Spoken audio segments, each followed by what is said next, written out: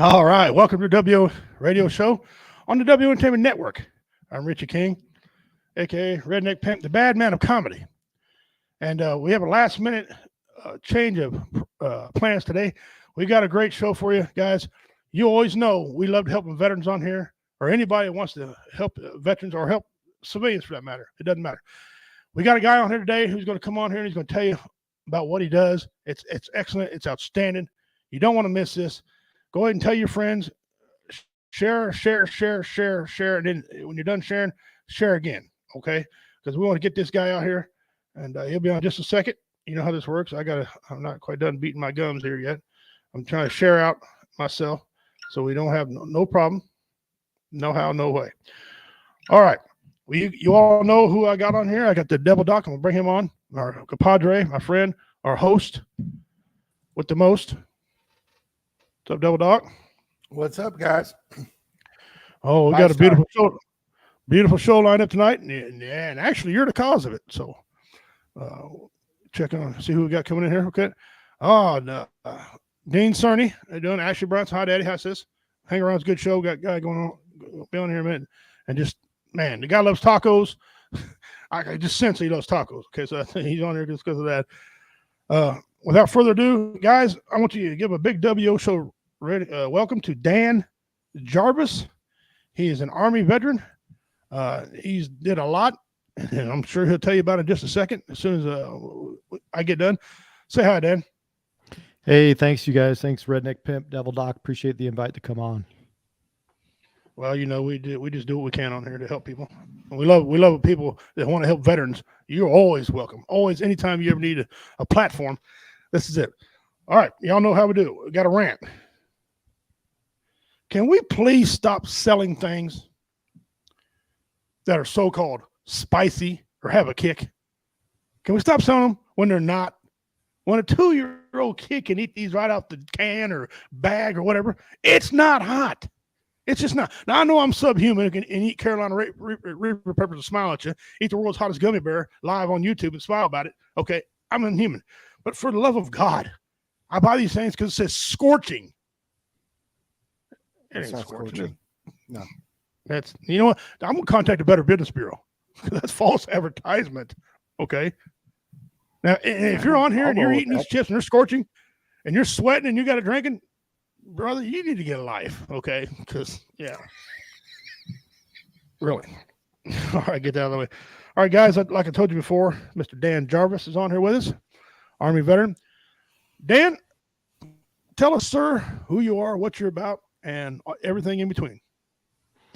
I'll tell you a funny story. When I first joined the Army, I was 17 years old. I was right out of high school. And I remember my dad telling me, you've got two choices. My dad was blue collar. He's retired senior chief out of the Navy. He's like, you can either join the military or you can start paying rent. I'm like, well, I'm 17. I ain't paying rent. No way, no how. So I decided to go down and rebel, and I joined the Army. Unfortunately, he took it better than I had hoped, and I realized at that point I should have joined the Marines. But anyways, I joined the Army when I was 17. I mean, we're talking a long time ago. I'm dating myself, 1988, so it was a different world back then. And then I did the 2-year enlistment, and then I got out, went to college, and I went to work in law enforcement. So I did about 4.5 years at a sheriff's office in Central Florida. And then 9/11 broke out, and I realized I had more to contribute. I wanted to go back in. I wanted to join the fight. And, you know, September of 2004, I finally raised my hand and went back and immediately went to a deploying unit.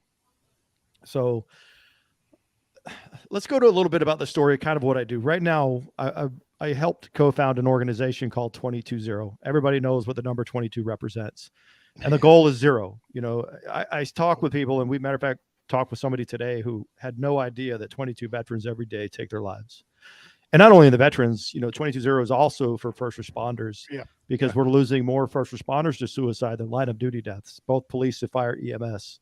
Right. And the reality is, back in 2013, I came back from Afghanistan, and I got to the point where I didn't want to go on. It was about 11 months after returning, and I was literally at the end. I was looking at a rifle in the corner of my room, and I was like, you know what? 1 second and all this pain could be over. I didn't really know what was going on in my world. I mean, I was a non-commissioned officer. I was a squad leader. I was an infantryman. I'd been a drill sergeant. I'd been a police officer. Why am I having these problems? Why am I having these nightmares? Why are these night sweats so bad? Why am I always recycling negative emotions?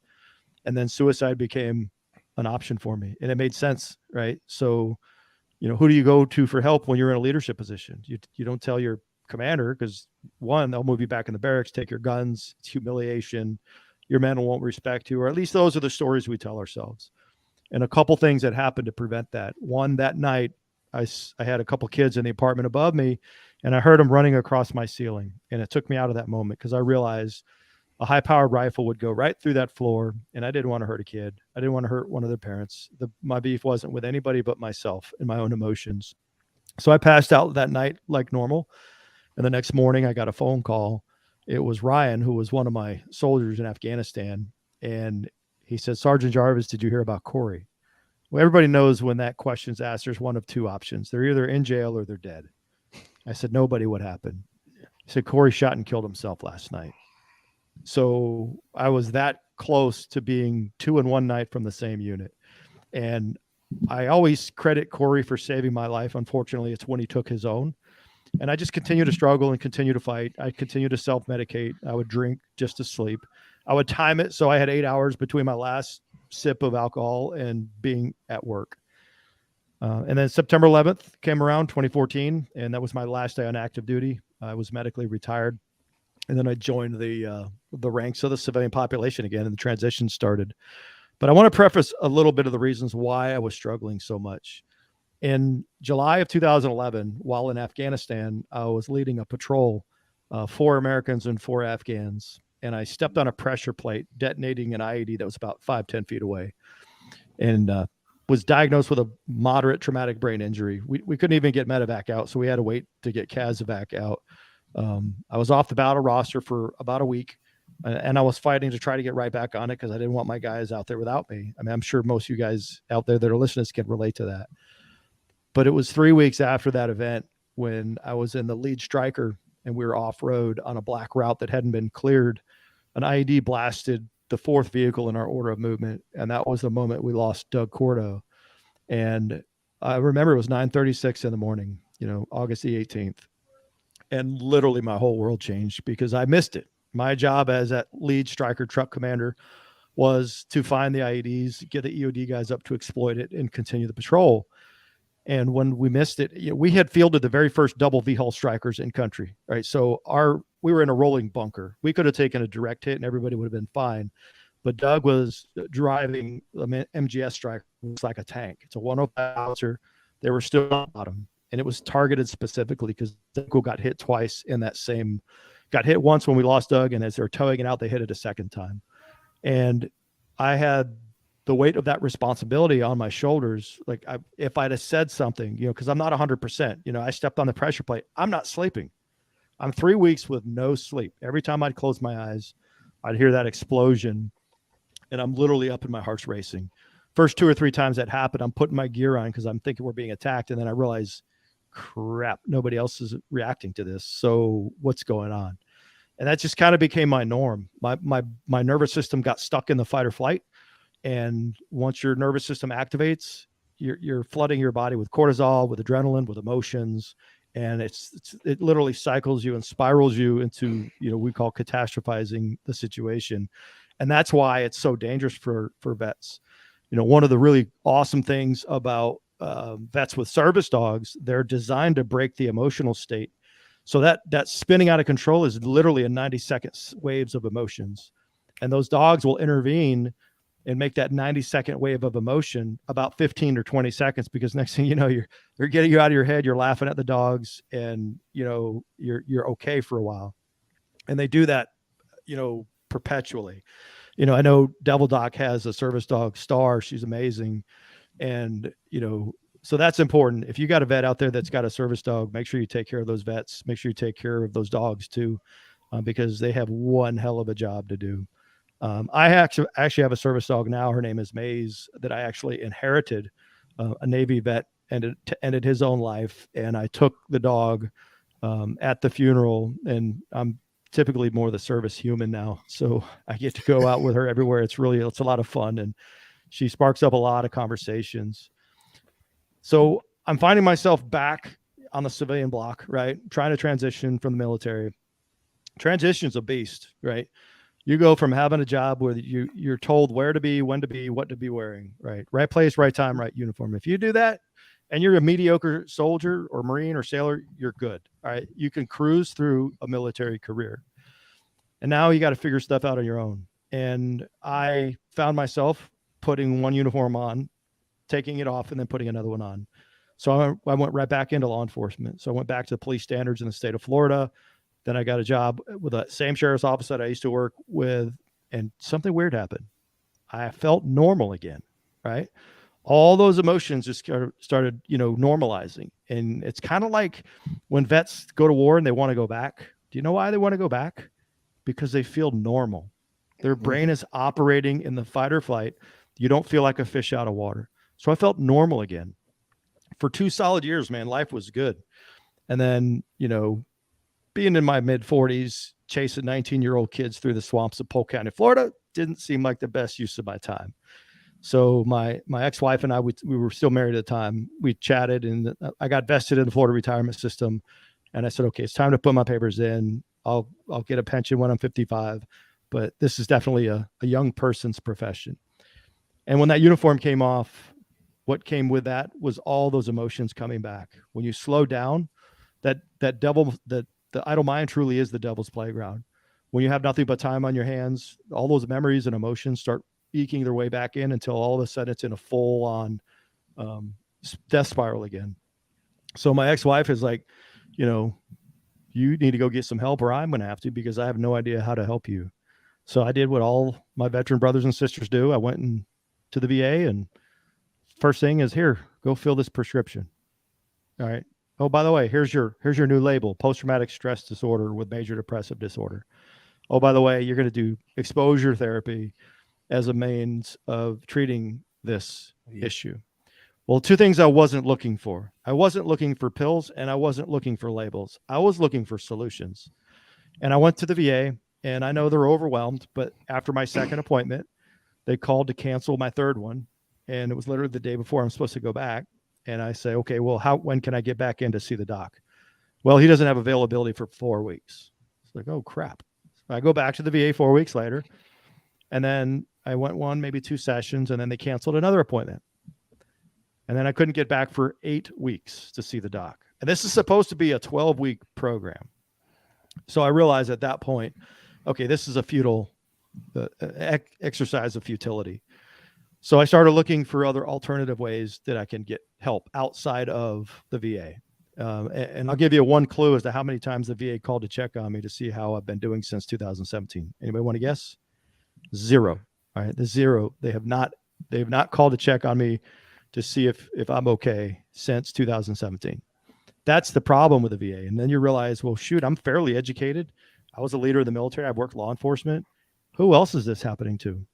Then you start getting into the 22 a day number, and it's like, is this for real?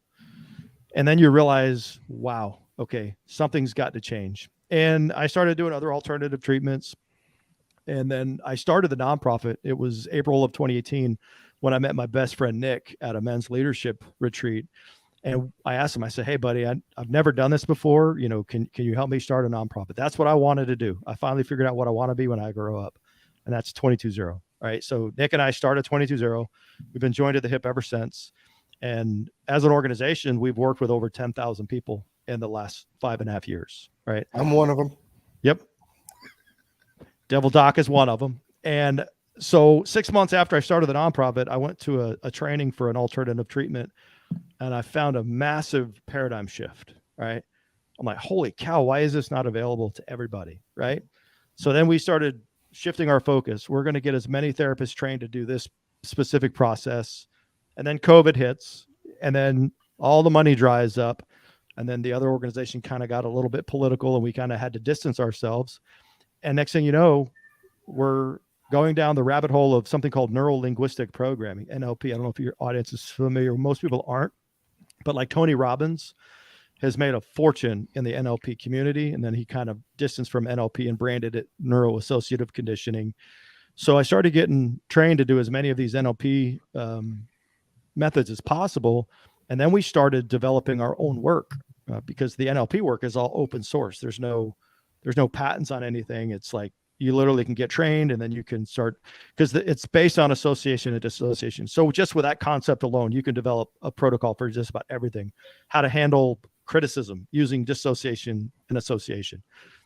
So this tool that we developed was used specifically for phobia cures back in started in the 1970s, right? And then it was for like fear of heights, fear of dogs, fear of small spaces. And then we started utilizing this with PTSD, right? Or PTSI, we like to call it, because post-traumatic stress is not a disorder in any way, shape, or form. It's an injury. It's a neurological injury where the brain just gets stuck in the on position all the time. So we started getting the data collection, and I'm not a data guy. So I'm like, I don't need to do a study to know it works. I see it working and I just keep using it, and we train people and they use it. But we had a VA clinical psychologist. She retired from the VA. Says, you got to do data. You got to collect data. You got to collect. She was hounding us about data. I'm like, all right, Dr. Corvea, we'll do a study group of 100 people. All right. And then we'll be good. Well, something amazing happened. All 100 people in that study group had post-traumatic stress using the post-traumatic stress disorder symptom scale interview version 5, which is a metric from the DSM-5. And it's a 20-point questionnaire, and we score between 20 and 80 is the threshold for PTS. So the average score on that first study group was about 55, right? Which is bad. That means 5 days a week, you're really suffering, right? So 100 people, men and women. It was a combination of veterans, active duty, law enforcement, firefighters. We had a group of civilians in there as well. But all 100 of them with 1 to 4 sessions, the averages dropped to 2.12. Okay, so mid 50s to 2. That's like one bad thought in a month, right? Yeah. And that's pretty profound. And then you start realizing, okay, this actually, now I'm looking at the data, I'm like, all right, Dr. Corvea, let's do it again, right?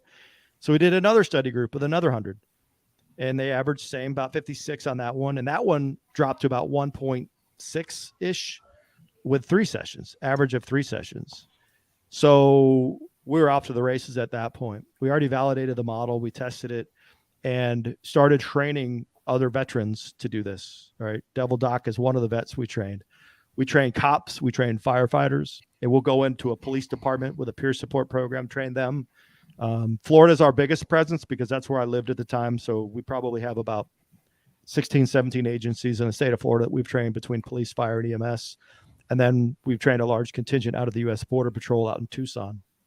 So it's so cool to actually watch the training, because in the training, you have to heal yourselves as you run the process with each other. And think of PTS as, your brain is going to see, millions of images in a day, probably have 70,000 thoughts, right? Every once in a while, the brain says, "Ooh, this one's important." And that neural pathway connects to that memory and the emotion. So if that traumatic event occurs and you're in Iraq and the trash pile blows up on the side of the road, and that activates your amygdala, that fight or flight response, every emotion, smell, sound, image sears and glues to that memory. And then you come home and you're riding on trash day, and next thing you know, you're swerving to avoid trash cans. Why? I'm safe. I'm home. But that the brain doesn't know that. It thinks it's back fighting. It activates your amygdala. Then you have those responses. And then with other things like survivor guilt, all we're doing at that point is activating the initial emotion with the root cause, and then disassociating from that and reframing it. And I'll share a story of a World War II veteran. He's now 100 years old. And then he was a B-17 waist gunner. He was flying over Normandy on D-Day, was his last combat sortie. So you can imagine the history this guy saw. And he asked me, he says, "Dan, do you ever think it's really gone?" I says, "What is that, Mel?" Because he'd done one of the alternative treatments for the trauma piece. He goes, "PTSD." I said, "What are you feeling?" He said, "I have felt guilty every day stepping foot on U.S. soil." I'm like, "Oh, Mel, that's survivor guilt." I said, "That's a beast as big, if not oftentimes more than PTSD." So the way we did the framing with him is we activated his emotion. He was on a 0 to 10 for survivor guilt. He was a 10, super emotional. So that dissociation piece, I put him in his best friend's airplane who got shot down. And then I had him look up at his airplane that survived with his buddy Oscar on that plane. And then you start asking the questions, what do you want for Oscar? How do you want his life to play out? Because now he's looking at that whole moment from a whole different lens. And he's like, well, I would want him to be happy and to have a great family and be a productive member of society. You know, all the things that World War II generation embodied, right? Yeah. And I said, Mel, do you think you want him to feel the guilt for the rest of his life? Oh, no, I would never want that. And I said, so Mel, what makes you think he's expecting less?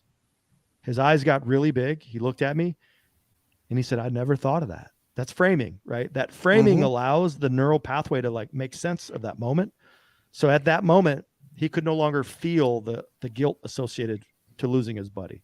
That pathway released and it put information in there that he didn't have access to, right? The brain's got to make sense of everything. And a lot of times with emotions, we take things out of context and don't even realize it, because many times those emotions are established early childhood. You know, if you have somebody with an anger issue, first thing I'll ask you, which one of your parents were angry? Oh, that was my dad. You'll learn the behavior, right? It's a modeled behavior. And then you adapt those emotions. So when you go back to those roots, you can make very powerful. So any anxiety, grief, you know, survivor guilt, anger, rage, whatever it is, it's very quickly healable. And we're getting the data to support that. And we've actually had some pretty cool connections that we've made. We met with a Dr. David Hagedorn, who is an Army vet. He was a combat medic. I don't know what was up with you medics. You guys are like super intelligent. He's a neuroscientist, right? He's now a neuroscientist / neuropsychologist, right? And he does brain scans. He's got a Evoke Neuroscience is the program. Yeah. Evoke Neuroscience brain scans. They can actually look at the brain in real time and see the frequencies of the brain lighting up and see if somebody's got PTSD or anxiety or depression, right? So he actually drove from Camp Lejeune because he works with MARSOC, Marine Special Operations guys out of Lejeune. Okay. And did a brain scan on a female police officer up in Maryland. And when he put the scan on her, he's like, young lady, you've got one of the worst brain scans I have ever seen. And he's like, I work with Marine Special Operations guys. And looking at your subjective scores, your PCL and your GAD-7, your PHQ, they match, right? What did that do to her, right? It validated her in that very moment because she's living in a world that's dominated pretty much by males and everybody's like, suck it up, you're faking, all this stuff. Now you can actually see the injury. Yeah. And then I did a hour and a half session with her right after the brain scan. And the next day we came back and did another session. And then he did an immediate follow-up brain scan. And a couple of weeks later, after he did the evaluation of the report, he goes, gentlemen, this is profound. He says, what you're doing is neurological. This is definitely proving it's not placebo, because he saw the brain in real time start to heal. Like literally that amygdala response changed. The hippocampal region changed. The cunea started reconsolidating the memory just in that 24-hour, 36-hour window. And so we ended up buying one of the brain scans. And for me, I think it's important to the audience to understand that is the other part of the suicide problem, right? It's not all PTSD, right? The TBIs, because, you know, I've had emotions kind of up and down for the last 5.5 years. And I'm like, what is wrong with me? I do all this work on the trauma work and the emotions, and I feel like sometimes I'm still losing my mind, right? Well, Dr. Hagedorn came and did a brain scan of me. And when he read the results right in front of me, he came to my house and read the results, it was like he was telling my story for the last 20 years just by looking at the scan, right? So what that does is it lets you know that there's an injury in the brain, and sometimes it causes emotional dysregulation, and you can't control it, whether you have no active emotions or not. It's like tripping a circuit breaker. Yeah. And then, you know, depending upon, you know, what happened, what level of injury, like literally he says, your brain has an injury on the top side and on the left front. And I'm like, oh, air burst, IED was on the left side. You literally can see the injury. And then, you know, you have executive function issues. Maybe you get brain fog, or maybe your nervous system is turned on all the time, you know. But the piece that he's bringing to the table with us is there's ways to heal the brain, even if you've had extensive brain injuries. So like for me, my biggest worry is like dementia, Alzheimer's, Parkinson's. Those are some of the neurological conditions that TBIs can lead to. Yeah. And he's telling me that we can fix it, right? So I'm already doing things like neurofeedback. You know, you can even see the heart health based on the brain scans. You can see whether the hormones are off on the brain scans. And it validates the injury, right? And it shows that it's an actual injury. And it may not be a brain injury showing it, but it may show the PTS or the anxiety or the depression. You can like literally see it. And there's remedies to actually neurologically change the brain back to that pre-traumatized state. So a lot of really cool stuff going on. We do have a couple university studies that are ongoing. Arizona State University just signed a study agreement with us to evaluate our data on law enforcement. And then Pittsburgh is going to do a study comparing what we do to cognitive behavioral therapy using the brain scans. So we're going to have brain scans to show pre and post. Nice. Guys, we're here with Dan Jarvis. You guys have been hearing him speak. If you have any questions, please put it in the comments there. He will answer them. If not, we'll try to answer them best we can. Now, I'm going to try to unfold some of this here. Okay. When you opened up your dialogue there, you said people are asking you about the 22-day, never heard of it. That's one thing that saddens me, first of all, is people that don't know this. And you really don't see anybody on your local news media talking about this. They just say their term is, I'm helping veterans. Okay. I'm helping veterans. Well, okay. There's many ways to help veterans. Okay. So the 22 a day, we need to get that out there. And that's one of the reasons why I do a lot of comedy, for that reason. You said service dogs. Now, I'm Native American, and I believe animals are the greatest stress reliever. They are. And a lot of people that have emotional issues already know this. That's not a great secret to them. They already know. They could trust a dog or that cat more than they could trust a human being. Sadly, that's true. Now, I don't have a so-called service dog, but I do have several dogs that let me know. They break up my mood, or they let me know something's going on with me, and I need to take care of that. Right. They just give me lots of love. So those are cool. The VA, you're absolutely correct. First of all, I respect the VA. I do. I love the VA. I give my heart and soul to VA. But there is some problems there. They don't understand everything. They want to just throw medication at you or psychiatry at you. And sometimes they're wrong. Like, for example, when I went and got diagnosed, okay, they put me on I'm not saying that's my brain is acting up on me. They put me on, right before lithium, they had me on Depakote. There you go. Had me on Depakote. And they said, well, okay, you got PTSD, but we believe you're more bipolar than anything. Okay. And anybody knows what I'm talking about. Bipolar and PTSD overlap a lot. There's a lot of things intertwined. Except bipolar is organic. PTSD is trigger. It's trigger based. Okay. And when you start figuring all my stuff out, they're like, well, wait a minute, we're wrong. Let's lean more this way. So I went the first couple of years being mistreated, and my anger wasn't doing anything I wasn't suicidal. I was the other way. I wanted to kill people. I wanted to beat people to a pulp. That was me. And police, it didn't matter who it was. Right. And I said, I can't keep going like this. And my wife told me to go to the VA and get checked out again, and kept pushing. She keep pushing the VA. So finally they said, well, you know what? We changed our mind. Not only are we going to put you on lithium, but we're also going to put you on BuSpring, okay, to help control your moods, because you're more mood based, right? And that BuSpring really shifted me where I need to be. But I suffer from a term they call racing mind syndrome. Okay, I could literally think of 10 things at one time and not complete none of them. Okay, I've got to put a list down, write lists down, and make myself go complete something. You know, I can start 8 or 9 things quick, bang, they're started. The finishing is the problem, right?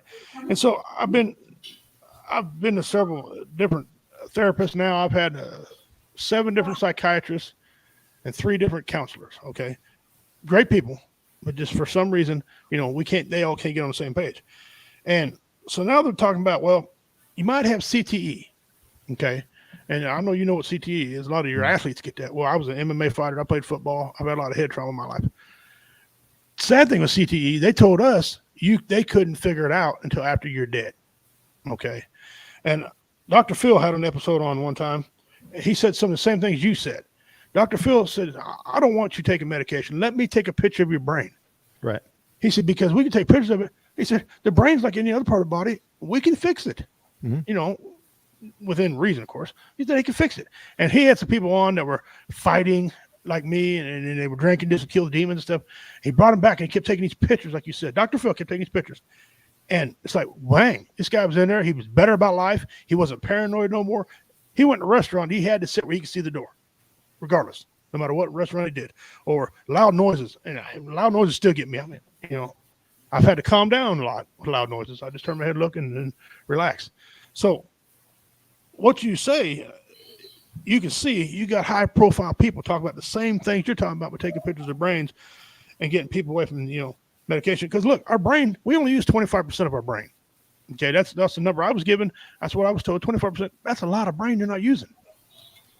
So I don't know. It's you man. I'm glad you come on here and laid this stuff out. Let me ask you this: have you had anybody that you couldn't help? In 5.5 years, no. He almost thought it wasn't going to work with me. I did. Kyle was Devil Doc was the longest I've ever seen in a seat doing the session. Mm-hmm. And then you saw that, and I'm going to tell you what was profound about Doc's scenario was you saw the shift in the release, and he smiles. Star literally stood up, started wagging her tail, didn't know what to make of it, and then laid right back down. Because the dog was so in tune with his emotions that she literally got up and says, "Oh, this is new. I like it." Right. And there wasn't a dry eye in the room after that. Everybody was pretty much bawling. But so let me ask you a question, Richie. Mm-hmm. The brain injury piece. Here's what you have to look at. Like for me, impulsivity control, right? Not being able to follow through, not being able to focus. Those are all parts of the brain injury itself. Mm-hmm. And then you have the PTS on the other side, and that's mm-hmm. something that we need to understand. We need to treat that like a slow burn brain injury in itself, because there are people with PTSD that are even developing Alzheimer's and dementia and Parkinson's. Now, when he did my brain scan, kind of scared me. He goes, looking at this one piece right here, he goes, "You're at risk for dementia." All right. Mm-hmm. That's a pretty come to Jesus real. Oh my gosh. What do I do? Right. And then he says, "But don't worry, because we now know the problem. We can start addressing it." Nice. Right. So where are you located in the country, Richie? Oh, I'm outside. I live outside a town called Hamilton, Missouri, the home of J.C. Penney. Yep. Live deep in the country, and there's a reason I live deep in the country, so I have to deal with people. Right. It's amazing. So, I'm a comedian, but I don't like dealing with people. What would be cool is to get a scan of your brain. Good luck. QEEG. Well, no, we actually got one. We bought one from Evoke Neuroscience, and what that does is it shows you what's going on in the brain. And it tells you what all your symptoms are based on the affected areas of the brain, and I'll give you an example. My best friend, Nick, myself, and another buddy, Abel, we all came in and did a brain scan because Dave came in, Dr. Hagedorn scanned all of us. All three of us had similar experiences, but different mappings of the brain. Right.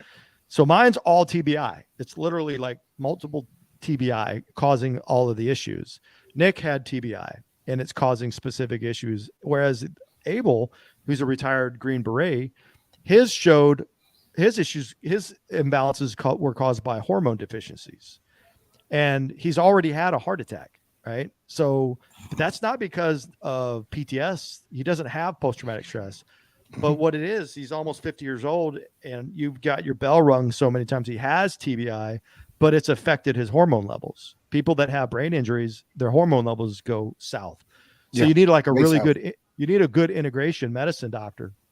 They're MDs, but they look at the brain and the body holistically. So they're more naturopathic, but they're still a combination of allopathic. And what they'll do is they'll do tests to see where your hormone levels are. They'll literally go through a huge blood panel, plus many of us may have neurological issues because of heavy metals that we were exposed to or solvents that we were exposed to.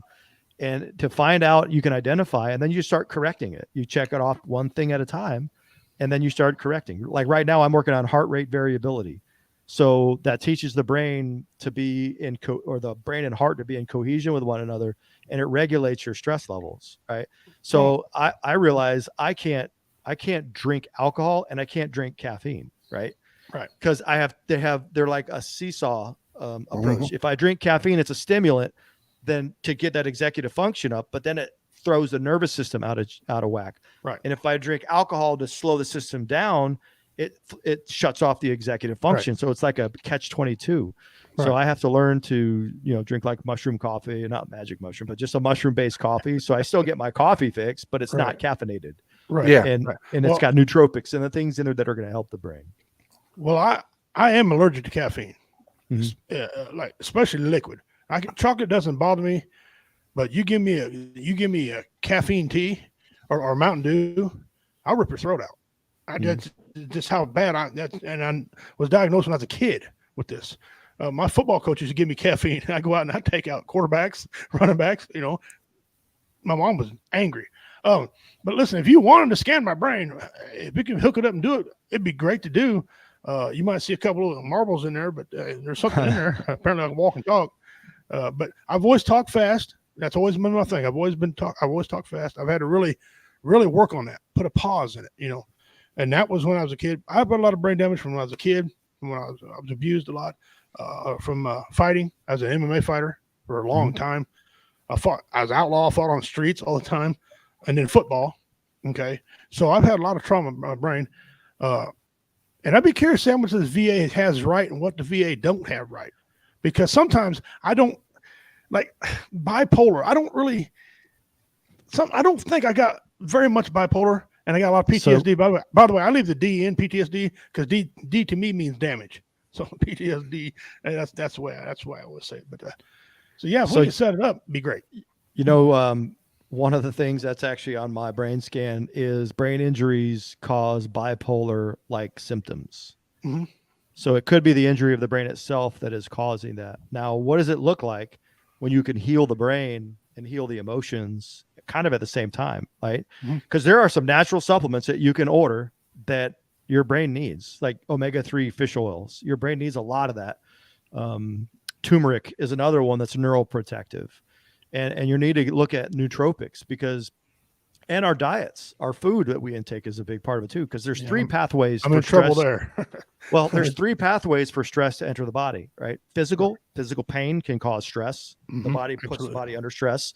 Emotional pain puts the body under stress, and chemical pain, whether it's drugs, alcohol, or foods or low quality foods, can cause stress in the human body. So there's a lot of things that have to be taken into consideration. And getting into a proper diet, exercise routine is important. Taking care of those emotions are important. Well, I do agree with you on the weight loss. I started in February. I've lost 30 pounds, actually about 33 pounds. Good. My goal is to lose 30 more pounds. I want to get down to about 235 again. That was when I was buff, and that's what I weighed. I want to get down there again. I know it's harder because now Thursday I'll be 52 years old, so I know things get harder as you get older. But that's a mind thing too. It can only get harder if you think it's too hard. So I agree with the weight loss, the physical pain. I do have some physical injuries, but not so much because I take pain. I eat pain like it's candy. Pain doesn't really bother me. It should, I guess, but it doesn't. But I got a lot of mental issues, and the VA they've never addressed them, or they can't address them. I don't know which one to say. I don't want to lay it at their feet, but Well, so, I could tell you with a VA, they're doing the best they can with what they have. They do, and you're absolutely correct. They're a huge system. They're more in favor of policies over people. The problem is they prescribe a lot of black label medications that have suicidal or homicidal ideations that come with it. Right. If a person's got PTSD, that's probably not the medication you need to get them. And then there's some people that are on, I've worked with vets on 18 different meds, right? All started with one. And then they had two side effects. Well, let's treat the side effects with another med. And then there's more side effects. And that's where the chemical imbalance. If the VA would stop prescribing medication, I believe the suicide rate would cut in half. Yeah. But we, as an organization, 220, we applied for the Mission Daybreak. It was like a $3 million grant for trying to stop veteran suicide. Dr. Hagedorn also applied for it. Now, we have different approaches. He's looking at the brain. He actually has developed a way for that brain scan to see a marker in the brain that within about 30 minutes, he can see if a person's actively suicidal based on what part of the brain lights up. So we have that capacity, and then we've got the capacity to heal it. And both of us got shot down first round of the VA And I think the organization that was awarded it, they do forensic audits of social media after the veteran's dead. Right. So Right. not sure what their goals are. No, and it depends on who you get with VA. I had this doctor. He was a YouTube sensation. Okay, he always wanted to work out. Always believed in that right there. I was a big guy, but I was hell. I fought in a cage at 265, 280. I moved great, and I have high cholesterol. Being part Native American, I have high cholesterol. Just what I have. And I told him I didn't want to take anything for it. Instead of him doing his research, picking up his file and see that I was Native, he gave me Lipitor. Mm-hmm. Okay. And as you know, some people are allergic to Lipitor. It makes them type 2 diabetic. And they made me diabetic. You can go back and I can prove it to you. You can go back and look at my medical chart all the way up to that point. My blood sugars ran perfect. Absolutely spot on perfect. Ever since then, I've been diabetic. And so I'm on this weight loss kick to try to help that too. But I talked to a veteran who said, well, it ain't always physical. Diabetes is also a mental thing too, they said. But part of it is. He said part of it is mental. And so, yeah, I absolutely wholeheartedly believe in what you're saying and endorse what you're saying. Celebrity status, whatever, I endorse what you're saying. And if there's a way we can hook up, I'd love to, because I take 21 tablets a day. Wow. For diabetes. And sound familiar there, Dan? And for diabetes and for mental issues. Yeah. Okay. And you're not counting. I would love to be able to scan your brain. Do you ever make it south? South where? Like, I'm in Georgia. Do you ever make it down here? I travel a lot. I'm wanting to get down to Georgia, but I got next year. I think I'm going to put on a couple comedy shows down around that way. But I've been to Arkansas. I've been all over, but never Georgia. No, actually, that's not true. I've been to Georgia once. Regardless, if we can't get the brain scan done sooner rather than later, I would love to connect you with somebody at 220, Dr. Pam Arnell. She's our executive director. And anybody that's listening to this, there is zero cost for treatment for veterans, first responders, active military, and their immediate families.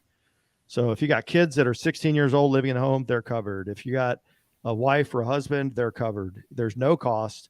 They're not going to work with a therapist because these interventions are non-clinical. They're non-clinical interventions. They're going to get another veteran to work with. They're going to get a first responder to work with. And they'll probably do on average 3 to 4 sessions, right? So 3 to 4 sessions, and the trauma, all that stuff will be disengaged. So you won't be able to feel the emotions anymore. And then the brain, that's something called neuroplasticity. The brain will start creating new pathways. Oh, and by the way, we're non-clinical. Did I say that? So I can't label anybody with PTS, or I can't take a label away. Well, I've already got labeled. Richie, as somebody that's gone through it, it's the most non-evasive thing you're ever going to do. You talk to a point. You talk to a point, and you don't go any further. Right. Yep. Well, they've already got photos of my brain. Could you take those photos they got, or are you guys doing a totally different picture? Well, are they MRIs or are they something different? One's an MRI and one's a CAT scan. Okay. The reason I had these done, and they wouldn't do them any other time, but I had them done because I had Bell's palsy. Okay. And then when the second time I had Bell's palsy, they took a picture of it and they said a little gray, but I'm fine. They can see the previous brain damage, but that's it. Yeah. Of course, it showed it to me. It's just the side of my brain. That's all it was. So I know I got one. I got the evidence. I have one. Right. Same here. I got it too. Yeah, I got one too. So yeah.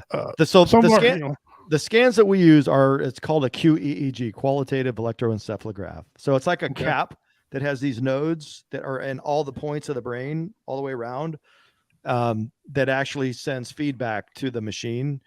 And then literally we get the report within 15 minutes. Like literally everything gets AI and all the stuff that they've created. They literally have the scan gets read by the computer, and then you have a report.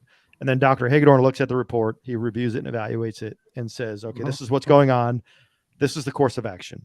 All right. So for me, I got to buy myself about $2,000 worth of equipment to do the neurofeedback, to do the heart math stuff, and to do, here's the other piece. He showed where my tinnitus is coming from, right? The tinnitus is coming from the brain injury itself. So we're going to be doing some work that he says the tinnitus is going to go away, which super excites me because that stuff's loud and annoying and obnoxious. Yep. And constant. All the time. Back of your head, back right. Yep. Well, mine's coming from the top. So mine came from the overhead blast injury, right? He literally pointed, he goes, "Oh, you want to know why you have tinnitus?" And he pointed to it because it was one of the metrics that was measured. It's this right here. The brain is receiving data thinking it's hearing something and it's not. And then some people have hormone imbalances that could cause the tinnitus. Yeah. So if you start correcting those issues, it'll start fixing itself. So that's really kind of cool. It's exciting because I know there's a lot of us out there who just get annoyed with that winding, hissing, annoying sound. Yeah. Those are the habit. Yeah, absolutely. It drives me, man, that I can't be around loud noises. Right. That interferes with my grandkids. I mean, I try and I try, but I might say, "Hey," I might scream back at them, which is adding to the problem because I'm getting loud because they get loud, which that makes no damn sense why I do, but that happens. Is it a triggered response, do you think? Yeah. Yes. Yeah. Yes. Yeah. We could help you with that. It's part of the PTSD. I walk around all the time. I'm just wanting to just clothesline people. Just some people I just want to, like, if they're a stupid person, I just wanted to beat the crap out of them. Okay. And I forget a lot. Like tomorrow, I'll remember everything I talked to you about. But today, like now, I struggle sometimes. And it's a wonder, you're like, well, how are you a comedian? Well, because I rehearse, and I take a cheat sheet up on stage with me.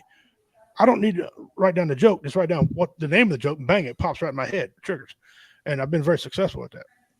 So it doesn't interfere with my work, but a lot of other things, it makes me lazy. Sometimes I just want to sit and not do nothing, and I can't. And especially this time of year, I got a wood stove, for example, so I got to get out and cut that wood and do things. And so I'm constantly in a fight upstairs with a lot of issues. You'll get a kick out of this. When Dan came into my life, I got duped hardcore.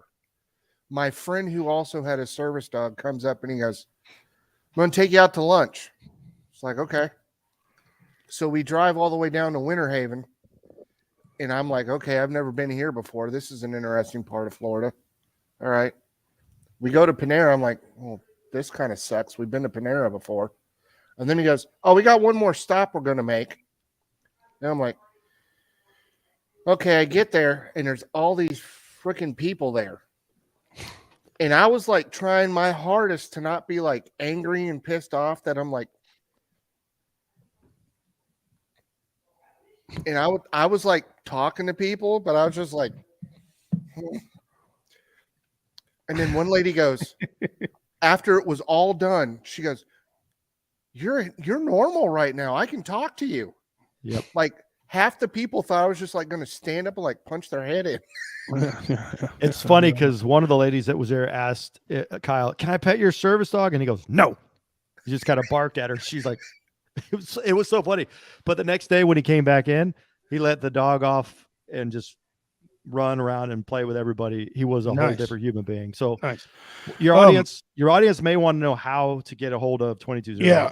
Carrie, one of our viewers, she wants to know, she needs more information on this. Yep. I think she's a still active duty. Carrie, if you're still watching, let me know if you're still active duty in the guards or if you're out now. Not like that matters here, but I'd like to know that. And so what information are you going to need, Carrie? Put that in there too, and the man can answer it. You got a web page or some place where person can go? It's 22Zero, the number 22zero.org. You can go to the website. You can click the Get Healed Now link. It'll email goes to Tricia. She's our case manager, or you can call the number on the website for Dr. Pam Arnell, and you can have a conversation. She's our executive director. She's amazing. And then it's next thing you know, there's no wait list. We got enough coaches, like people can call in, and within a day, they're going to have a coach assigned to them after they do their assessments. So what Trisha's going to do is score everybody out with the PCL-5, the GAD-7, the PHQ-9, which is PTSD, anxiety, and depression scales. That's the really cool part, because after you do your 2 or 3 sessions or 4 sessions, they do that same metric, that same test 2 weeks after, and you see 78 out of 80 drop into 1 point. You see 21 out of 21 for anxiety drop into 0. You see 26 out of 28 for the depression drop into 2. Right? That's the neurological change, because that's what it is. The number, if you want to put in the comments, is 1-800-221-9154. You got that? And That's the 800 number. Dr. Pam Arnell will be the one that answers that. She's the executive director. You can have a conversation with her and pick her brains. And like I said, it's all confidential. Nothing gets reported to the VA. Nothing gets reported to a place of work. And that was my big thing. I wanted a place to go when I was active duty where I could literally go right back to work. So if you're still active duty, you can come on, you could do the protocols, and you can go back to work and tell your buddies, say, hey, look, you might want to go. I got one of my buddies who's at E7. He's up at Fort Bragg or Fort Liberty, whatever they're calling it now. He's sending us people regularly because I worked with him 2 years ago. And there's no paper trail. There's zero. Like if you're an active police officer, you can come do the work and go right back to work like nothing ever happened. Right. Excellent. Guys, you heard him. Here he is, Dan Jarvis. He was the last second add to the show, and I'm glad that Devil Dog hit me up to bring him on the show. For treatment, it only takes 2 to 3, a 4 session. On average, about 2. Yeah, but usually it's 2. Right. 3 at most. Yep. 4 if you're dealing with like lifetime trauma. A plethora. Hey Doc, get that phone number from him again and put it in the comments, will you? What's the number again, Dan? 800-221-9154. 9154. Yeah. Guys, we're putting a number in the comments here. Those of you watching, and those of you that watch tonight after we're not live, because I know there's a lot of you that do watch. If you have any questions, call this number here. This is not the suicide hotline. This is not BS. This is not, they want to talk you through this. They might if you're in a bad way.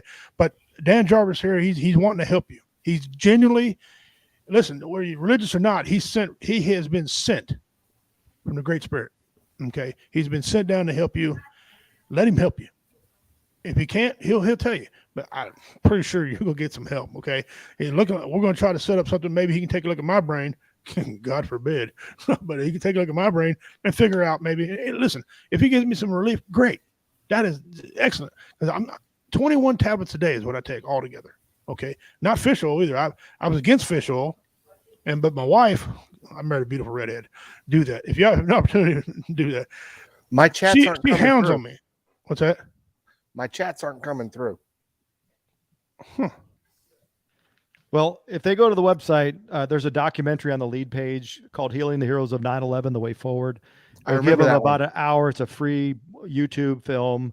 Well done. And you'll see the stories of first responders that were at Ground Zero in the Pentagon. And you'll hear their stories before and after. And the reality is, if we couldn't do what we said we can do, we would have been crucified by this space, and we would have been out of business probably within 6 months. So give us an opportunity to help you heal, because that's really what it's all about. 22-0, our goal is we want to be irrelevant.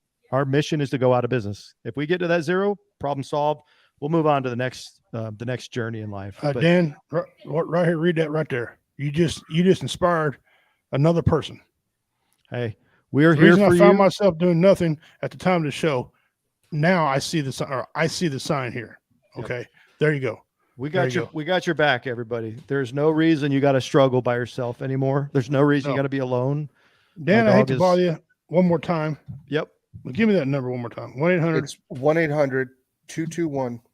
221 9154. 9154. Let me see if I can get it. He's worked with me 4 times. There you go. There it is. It's all over top and down. Before he got me trained. Yep. Well, there you go. And listen, Doc's proof, guys. Right there, you just heard it, and he wasn't ashamed to talk about it. Doc went and they looked at him. He took an alternative method. Everybody knows that there's 2 ways the VAs want to do something. They want to medicine you, and they want to therapy you. And I'm not saying those don't work, guys. Don't misunderstand me. I do the therapy and talk to a counselor and a psychiatrist myself. I'll do medication, but sometimes it just doesn't work. That's why I make people laugh, because laughter is one of the best healing things there is to do. Okay. So laughter is only temporary. What this man's trying to tell you right here, he's trying to help you not get Alzheimer's, which is, if you've ever had anybody that's had that, damn good and well, that's a suck. Okay. That's just a big bowl of suck is what that is. Okay. And that affects everybody, and caregiver, patient alike. Okay. And so Dan's here. Dan, thank you. I mean, you're worth it. Whoever you are talking as Facebook user, when we talk to you, or whoever one of us that's going to talk to you, we talk to you to a point, and that is it. We do not go past that. We work on emotions and what's going on with the emotions and how to bring the emotions down. If I can interject, it's all based on a trigger, right? Mm-hmm. We do that fluently. We don't have to talk about it. So when it comes to the trauma, we will not allow you to talk about the traumatic event. We build rapport, we get the trust built, and then we just have you think about it. And once you activate the emotion, we disassociate you from that. We do what's called a break state. We may do something simple, and this is a tool that you guys can use when you find yourself in a triggered moment. Look up at your ceiling, see the number 100, and start counting backwards to 0 by 7s. You start doing math like that. It takes a lot of energy to initiate logic brain. The same way emotion shuts logic off. When you bring logic back in, it shuts the emotions out. So you'll break the state relatively quickly. So it's a tool for you to use to get out of that emotional state. But in the protocol, that's it. You think about it. We set up bookends. We have a picture before and after. We turn them black and white, and you watch yourself watching a dissociated movie. And then it follows up with a rewind, and that pathway lets go. And then we reintroduce a positive emotion, and that 10 is now a 0. Right. The goal is to get that 10 to a 0, and the reconsolidation happens. Absolutely. Thank you for that, sir. We're going to move on to some other stuff. You're welcome to hang around, Dan, and laugh. You want to laugh a little bit and hang around and enjoy. But we're going to do our what is it. Here's our what is it, guys. Here's the rules. If you tell me what this is, it's got to be the real name of it. But you tell me what it is, you get 100 entries into the mystery box. The mystery box is filling up. I just added something to it today. It is filling up. I will reach in my pocket and mail this to you, or you can come get it, whatever you want to do if you live local, right? But if not, I will mail it to you, get your address. But you got to tell me what it is. You get 100 entries in the mystery box. And this can be, these things, people guess them. Dean Cerny's guessed quite a few. My daughter's quite a few. There's been people that's guessed them. So think about it. Whatever you think it is, you let me know what this is. And if you're right, I will tell you you're right. If you're wrong, I'll tell you, no. But it can be one. It can be guessed. Daniel Jarvis, that's you. Yeah, I like that. That's how you spell his name, guys. Dan Jarvis, right there it is. Okay. All right.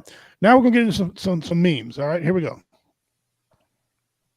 We always poor Mike Tyson. We always pick on Mike Tyson a little bit around here. Because the way he talks is funny. And so, if Mike Tyson was a Sphinx.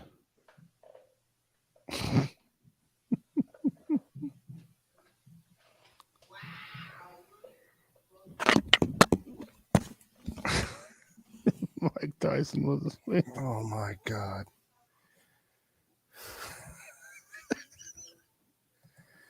Oh boy. Oh Lord. Oh man. All right. Here's some more Mike Tyson. Oh God.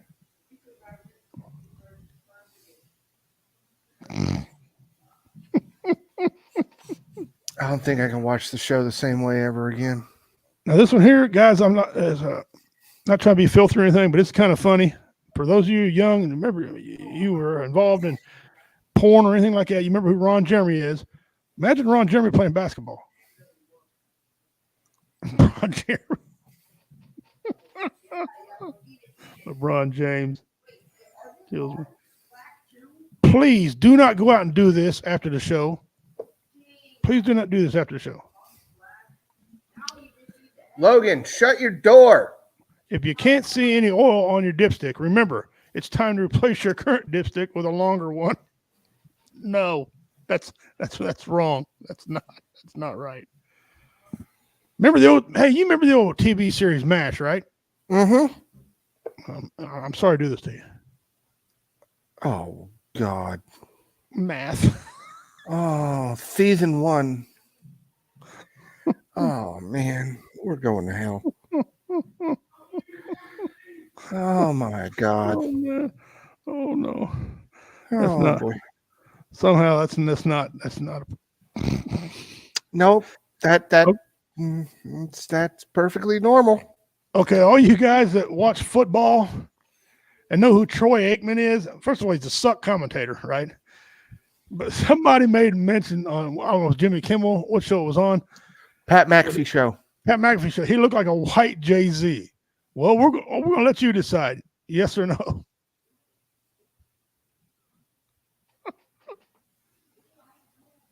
oh. Once you see it, you can't unsee it. No, from now on, every time I see that guy, it's fully on like Donkey Kong. Okay. Oh, this next one. How many of y'all remember Danny DeVito? He's got his own chips.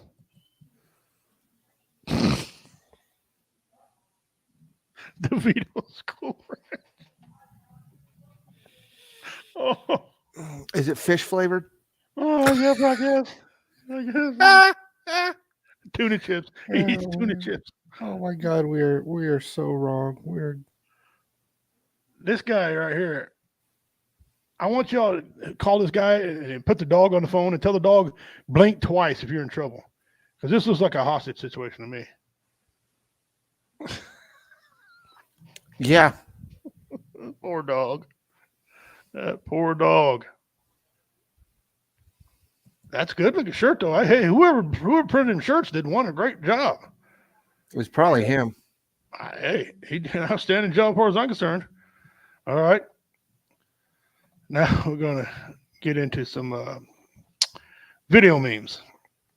All right. And we don't own any of this material, so yeah, do not hit us for it, but it's funny. Listen, here's what happens to bullies. Whoa, wait, hey, sir. Somebody's actually sitting there. Yeah, someone was. No, hey, man. Hey, you don't see the sweatshirt right here? Man, somebody's sitting Move there. your meat, lose your seat. Dude, you don't have to be a dick about it. Somebody's sitting in the chair. Bro, are you seriously gonna go there, bro? This is only one way back, bro. Through intensive care, bro. Was that the last bro? Because if it wasn't, I'll talk. That's supposed to be funny? Dude. You a comedian now. Because you don't look like Dane Cook to me, bro. Oh, I'm not today. What's the rumpus? You know, there's no problem, man. Let's just go to another table. Get your jacket. Let's go. No, we're not gonna go Listen anywhere. to your pussy friend. Those gym muscles aren't scaring anybody, pal. Oh, hey, these. Yo, come on, let's just go. It's okay. No, we're not gonna go. This man insulted you, and we're not gonna leave until he apologizes. It's okay. Hey, we got a problem here. No. Yeah, we got a big problem. Your friend here really insulted my friend, and he needs to apologize. I don't think he does. He doesn't. Oh, you know what, man? I think this whole situation is getting a little out of control. I can fix this whole thing. It's not a I'll order some nachos, the explosions, the one that's got 4 cheeses. Let's eat them together. You know what? You take them. Let's go. We can Nah, we're not going anywhere, Jet. This whole thing will be over in a jiff. Hey, how about this? Why don't you and your boyfriend apologize to Big Rick here, and then go jerk each other off in the parking lot? That's a lot. Yeah, you're right, CJ. That's a lot of homophobia coming out of a very angry man. You need to go get that looked at by a trained professional. But since you have escalated this whole scenario by bringing what I can only assume is an unlicensed firearm into this public place, endangering the lives of all these innocent people, I can no longer, in good conscience, walk away and jerk anyone off in the parking lot. I'm afraid we ain't going anywhere. It's time for you to get out of here, pal. Whoa. There's 4 of us, tough guy. Yeah, no, I got that. All right, well, before this whole thing goes down, you should know one thing about me. What's that? I don't like bullies.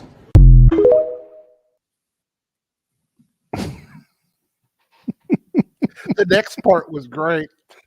I never seen that movie, but I was told that guy in there that had the gun was Will C, a comedian I perform with sometimes on, I know. Yeah. A comedian friend of mine. That's who I said that is. I don't know, but he looks a lot like him. And he was a Marine too, Will C was. But yeah, I've never seen that movie. I'd like to see it because they probably Central all got their Intelligence. asses whipped. What's that?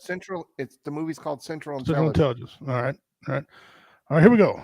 Lying flat on your back is the best way to survive a falling elevator. I'm not sure about Facts this. that could save your life. Part 4. Wolves will only attack you if they can intimidate you into running away from them. Standing your ground against a wolf pack will be terrifying, but eventually they will leave you alone. There is a person who wants to be more than a friend to you. This is the third person who pops up when you click share, and then more. If a power line falls next to you, do not walk or run. Put your feet together and do a bunny hop to jump and get away. This keeps electricity from traveling up one leg and out the other, which prevents you from being shocked by several thousand volts. If you ever, it's nearly impossible to gag while you are humming. Let's play a game. Comment "I can't" and let your autocorrect complete the sentence for you. If you ever find yourself being dragged underwater by an alligator, shove your fingers into its nose. This breaks the seal alligators need to keep water out of their airways and will make them release you immediately.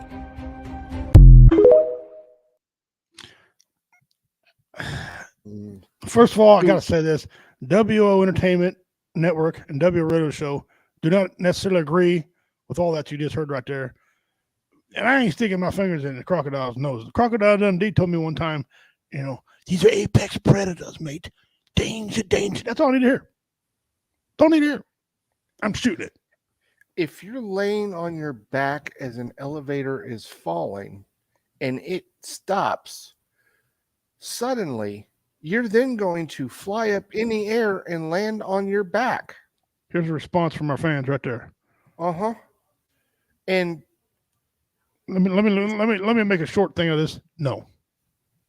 And the bunny hop thing to down power lines is dumb. If you bunny hop on a power line, you're too damn close to that power line. Yeah. Yeah. And why are you standing with an alligator that damn close? What are you in Louisiana? Mm-hmm. Would you play him?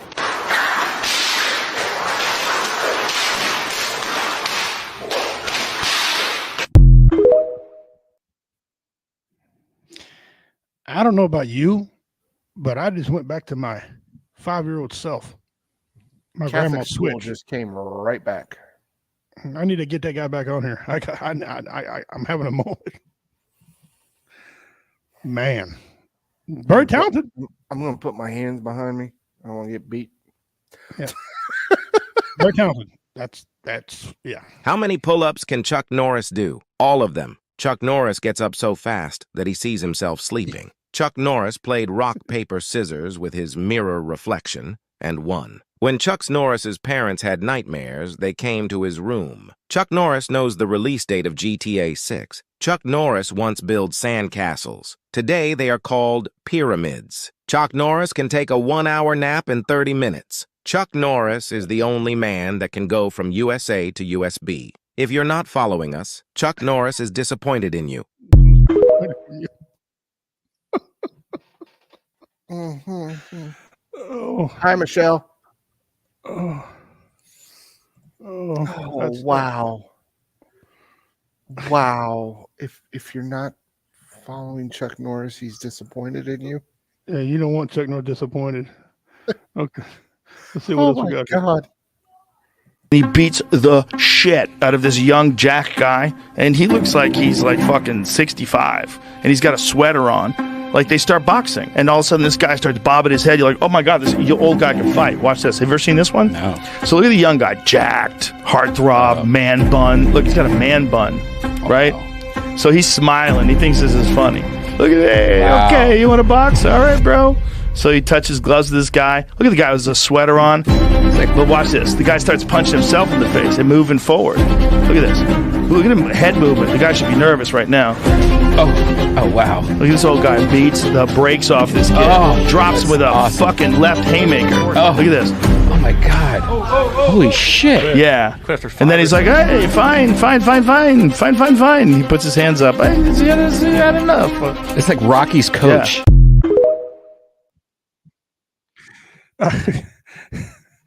I showed my wife.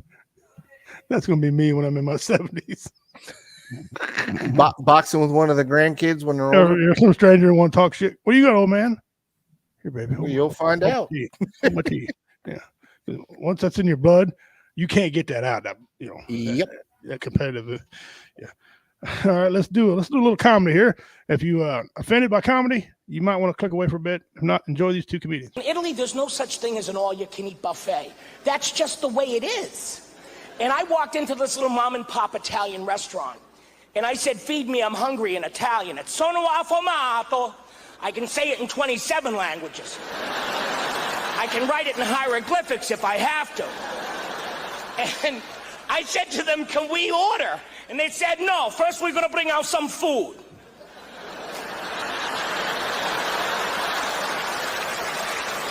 This will be my new home.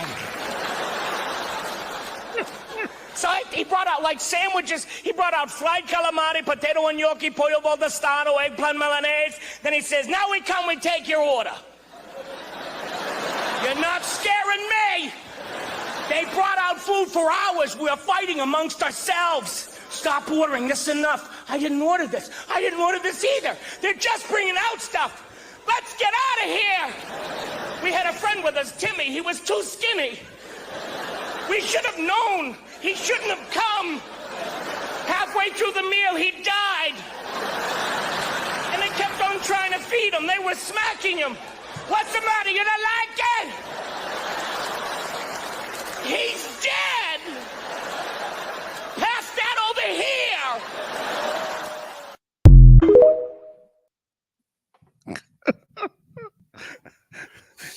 He had another one. He had another one about food. The other one was hilarious about gluten. That one was great. You should play that one. That one, and if I find it again, and the one where he said, "Get out of the line." Yes, get out of the line. It's too much. Get out of the line. How many rolls you need? Get out of the line. That was awesome. Here we go. Here's another one. I leave if it's a ghost in my house. You see them shows like Ghost Hunter and Ghost Academy? They be looking at the ghost, trying to find the ghost. The ghost be like, get out. Get out. We hear something. We all heard it. He said, get your ass out.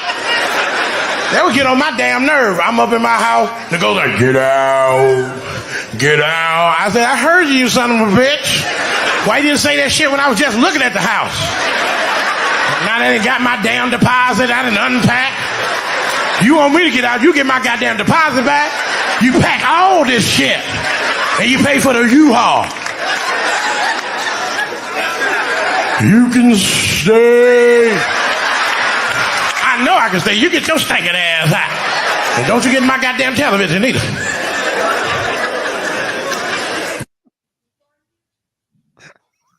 My damn television either. That's from Poltergeist. Oh man. Oh man, that's too much. Oh my That's God. Wow. Oh wow. Guys, we had Dan Jarvis on today. Those of you who missed him, go back and watch the first part of the show. Dan Jarvis is awesome. Devil Doc sent him text messages, man. Show the guy love, tell him we appreciate him coming on. I didn't give him a proper goodbye. I thought he was hanging around. He left on me. But that's okay. He's a good dude. What he's doing is super, super important. And listen, to verify that he's right, Dr. Phil's doing a similar type thing. Take a picture of the brain, saying, listen, I'm not worried about this medication. You take it until we fix you. And then, they take pictures of the brain and watch it light up in certain areas. And it's just amazing. It is truly amazing. As some of this work, they could fix that brain. As Dr. Phil said, the brain's like any other part of the body. It can be fixed, or it can get treatment. Okay, so go back and watch the first part of it, and I hope you all enjoyed him. His number. If you need to get a hold of him, you can get him at dan@220.org. Yep, and I put his number in the comments here. It's on every site that we're on, all 8 sites that we're on right now. You can see it. It's 1-800-221-9154. That's 9154. Call him up, guys. It doesn't cost anything. It's completely free. Doesn't matter if you're a veteran or first responder. You call him up, talk to him. I hope he reaches out to me and finds a way. Maybe he can, hook up with me. And listen, hey, I want him to come back on the show again. Share this stuff out, man. Let people see this. This is important information. We need to share out live. Facebook, unclench your butthole and let us share out like we're supposed to. Okay, share out there and share. YouTube, unclench your butthole. Let us share. This is important information. Needs to get out there, and that's what we need to do on there. He's worked with me 4 different times, and he got me trained to do it. Absolutely. All right, now you got. We all know what's coming up. The dummy of the week, and it's another Florida guy. I can tell you that right now. That tells me something's a little bit wrong with Florida. Okay. I understand it's a great place. People visit all the time, blah, blah, blah. But, you know. Star.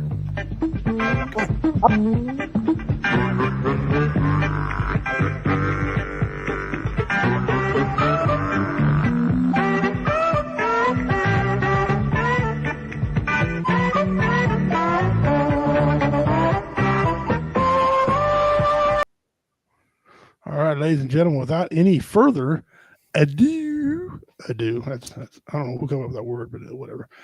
It's time for Dummy. This is a dummy of the week, brought to you by Devil Doc himself. All right, Devil Doc. All right, you dare, sir.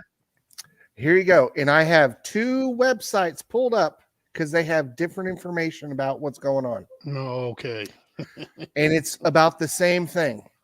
So the title of it is Man Went to a Florida Store for a job. Then all holy hell broke loose. According to the cops, this happened just the other day on October 9th at 11:30 in the morning. So, Florida man started out his day by looking for a job. Ended the day by behind bars. So, according to the arrest report of the Polk County Sheriff, the 23-year-old went to a pilot's travel center in Lake Wales for a job interview, but is now accused of stealing a vehicle from out.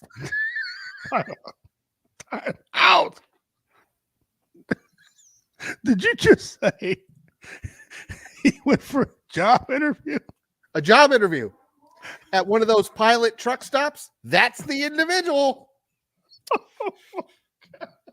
He's a whopping 23 years old. Okay. Started the day out looking for a job. Ended the day up behind bars. With an ass whipping too. Yeah. That came from later on. He's also accused of stealing a vehicle from outside the business of where he tried to get the job. Can't make this shit up. At around 4:30 p.m. on Friday, deputies responded to a convenience store and spoke with the manager, who said it was unclear how the suspect arrived for the appointment, but he said he advised the potential employee that no one was there to conduct the interview and he should come back on Monday. Deputies also spoke with the victim, who owned a white 2022 Cadillac XT4 SUV. Said vehicle was taken from West Palm Beach to Trinity County in Pasco County as a getaway for a weekend, and he stopped off at the pilot to get some gas, some snacks, and some chocolate. Yeah, it gets better. After purchasing the items, he put the chocolate and his items in the car, but turned it on because, Florida's ungodly hot, so the chocolate wouldn't melt and ruin his Cadillac. And he went back inside to check his lottery tickets and get some other things, and he turned the engine on, according to an affidavit.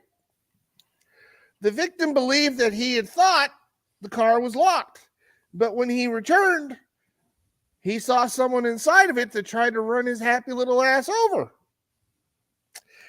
And he held on to the hood for a bit and then he fell off. Shifted into drive and attempted to strike down the owner of the car and one of the employees of the pilot, where he was trying to get a job. So far he's 0 for 2. It's going to get better. It's going to get better. So then SUV took off down I-4, the second biggest parking lot in the United States. And I guess the idiot didn't realize that Cadillacs have OnStar. They chased the man around the Winter Haven area towards I-4 at speeds of over 100 miles an hour in the right-hand emergency lane. And after about 20 minutes, OnStar couldn't take it anymore. And they just switched the car off because now they're in Davenport. And, well, when the car immediately stopped, it lost control. It flipped. It rolled. It looked like he got his ass beat by the rock. He flipped multiple times, hit several guardrails. The car rolled into the woods, which I didn't know we had woods in Florida, but we have woods in Florida. On a lake. There was a brief struggle. He was booked on various charges, including grand theft auto, resisting arrest. Deputies also recovered a handgun in the car. Of course they did. Yeah. He was also charged with aggressive assault with a deadly weapon. No bail is set, so now I go to the other website because they'd have more stuff. Because it's not every day you see 2 websites saying a man did this. No. So this individual, he's also on probation for doing the exact same thing he just did. Sure is. He's facing several felonies. Was on probation for burglary, assault, and grand theft auto. I don't think working at a convenience store is the way to go there, Hoss. He hit a guardrail, 2 cop cars. The owner of the car had a broken collarbone from falling off the hood of the car. Yep, you heard that right. What else? That's about it. Oh my. Oh. Yep, only in Florida. I've got many. And it was on a multi-county high-speed chase. It started on one end of the state. It started on the Tampa side of the state and ended up on the Atlantic side of the state where I'm at. Sure. Why not? Yeah. Why not? Okay. This picture, I'm gonna put it back up here. Okay. Yep. Looks like he got whooped. Yeah, from a steering wheel, a tree, and probably a billy club. How? By the way, Dean Cerny had a good question on it. How do you get fired from a job interview? That's how bad it was. This whole situation. You do what that man did. You show up on it. I guess he got the wrong date down for the interview. And there was nobody there to conduct the interview. And then you decide to steal a car.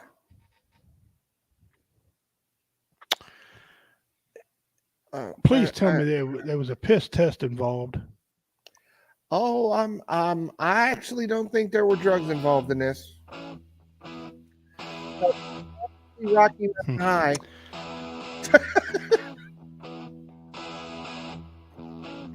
I don't know what to tell you.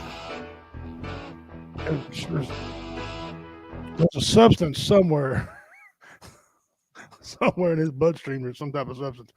All right, guys, that was the dummy of the week. I mean, wow. You big dummy. He got the big dummy right there. That's him. Big dummy. Yeah. All right. Brutal. I guess thank you. I mean, and you said he did this before. At what point do we not learn? Probably around the age of 14 when apparently it started. Yeah, he's got industrial strength issues. All right, guys, it's time for on this day in history. October the 10th is the day. My birthday is Thursday, October 12th. So we know what great thing happened on Thursday. So, but today is October 10th. On this day in history, 1845, U.S. Navy Academy opens. Good. They start paying us. We got all that money. Pay the Marines. Year 732, Battle of Tours. Or Towers. Towers. No, it's not Towers. Battle of Tours. Yeah. Okay. Battle of Tours. 1973, Vice President Agnew resigns. Okay. 1987, Whitesnake's "Here I Go Again" tops the charts. That was a good song. That whole band, I thought the whole band had a good album there. 1877, Colonel George Custer's funeral is held at West Point. If you don't know who Custer is, look up Custer's Last Stance. He wore arrow shirts. Yeah, he ran into some of my people, and they did not like him. 1935, Porgy and Bess, the first great American opera, premieres on Broadway. Never been to an opera show in my life. You ever been to an opera show? I've never been to one in my life. Saw Porgy and Bess in Europe. There you go. I've never been. It's horrible. I've never been to one, so I don't know. 2004, Superman Christopher Reeve dies at 52. Yes. Yep. Right now, tell me that Raiders quarterback Joey Garoppolo doesn't look like Christopher Reeve. Look like he can fill in and do an autobiography about Christopher Reeve, Superman. All they need is that little curly cue. Yeah, and they can do that with gel. Yeah. Yeah. It's too bad. Christopher Reeve's one reason why I don't ride horses. All right, people say, well, the horse didn't kill him. He fell off and went on that ventilator. Yeah, the horse did kind of kill him. It's just delayed. Yeah, just delayed him a few 7 years. Yeah. Former postal worker commits mass murder, 1991. Yep, that's where the term "going postal" came from. Goes from. 1957, President Dwight D. Eisenhower apologizes to African diplomat. 1775, anyway, William Howe named commander-in-chief of the British Army. And in 1944, 800 children are gassed to death at Auschwitz. If that ain't a sad time in our American history right there. You know, there's two. By the way, that's this day in history, and that came from the History Channel. So in that this day in history. Look, there's a couple of sad times in this country. Slavery was one. And in the world. Slavery is one. Auschwitz is another. Yep. Them kids, man, that was by an evil monster. And you know what? Hey, he's dead, and you know what? Good.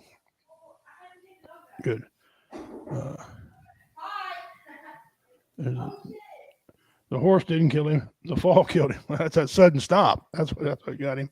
Okay. All right. And now we're going to do our missing persons and get that out of the way. And I'm not taking it lightly. Don't understand. I'm not making fun of nothing. But I'll have to have Kyle here in just a second say this kid's name one more time because, today is Jason Jolkowski. Jolkowski. Yes. There you go. Jason Jolkowski. Let's see his stats on him. Here's his picture. Let me blow his picture up for you. Looks like a young man. A young man might need a little help, guys. Date of birth used January 24, 1981. Hair brown. Eyes brown. Height, 6 foot. He looks like it. Weight, 160 pounds. He's a white male. Details. On June the 13th, 2001, Jason went missing after leaving his residence in Omaha, Nebraska. He was last seen walking to work at Fazoli's restaurant and was supposed to meet a friend in Benson High School, or at the Benson High School. That ain't much information. Anybody out there got any information? If you have any information concerning this person, please contact the local FBI office or the nearest American embassy or consulate. Field Office, Omaha. And always, of course, you can submit an anonymous tip online. All right. Go back, take one more look at this guy. Looks like he's got a football shirt on, some type of jersey, maybe. Looks like he's wearing a Chiefs jersey. Chiefs are Browns. The Browns have that odd color orange. It looks like a red sometimes. Well, if he's from Nebraska, yeah, he probably is wearing a Chiefs jersey. Or he's wearing a Nebraska Cornhuskers jersey. Yeah, that could be it too. Either way, guys, if you see him, the family would love some information. It sucks that stuff always happens. Man, that just world's a bad place. All right, guys, that's it for regular part of the show. We're going to talk a little football real quick. So if you guys want to hang around, talk some football, please get some comments, man. If you don't like it, if you like it, if you don't like what's going on, just hang around and talk with us. Other than that, guys, thank you all, the regular crew, thank you all very much for tuning in. One more time, I'm going to give you all the what is it one more time so you can have a guess at it, try to figure out what this thing is.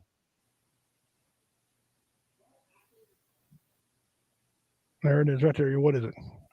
Again, 100 entries into Mystery Box. You can tell me what this is.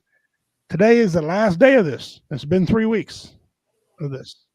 I will next week. No one wins it. Next week, I will reveal what it is. Okay. Now remember, guys, during the week, when it's not a Tuesday, if you think you know what that is, you can put a guess on here. It'll come up, and get it. If I answer you, you're right. If I don't answer you, that means it's wrong. Keep guessing. But if you want entries in the mystery box, go ahead. Try to guess what that is.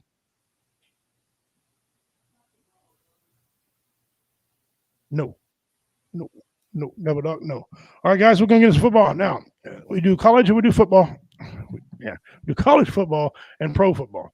So if Kyle, you want to lead off on your college, go ahead, sir. Sure. Well, not much has really changed other than I believe now